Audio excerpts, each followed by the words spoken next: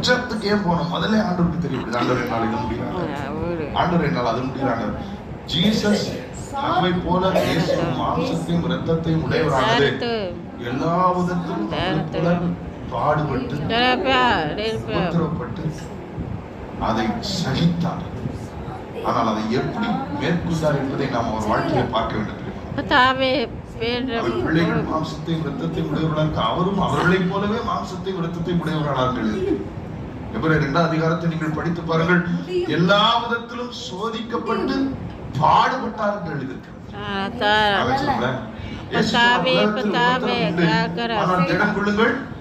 நான் இந்த உலகத்தை சமாளித்தேன் அல்ல, நான் இந்த உலகத்தை ஜெயித்தேன் என்று சொல்லியிருக்கிறான்.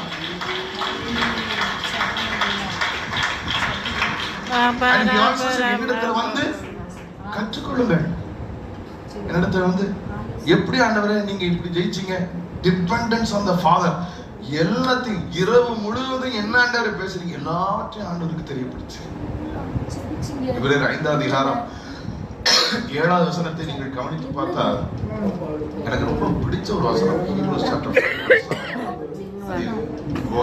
அடிக்கடி என் கண்ணை பறிக்கும் அந்த வசனம். எபிரேயர் 5:7.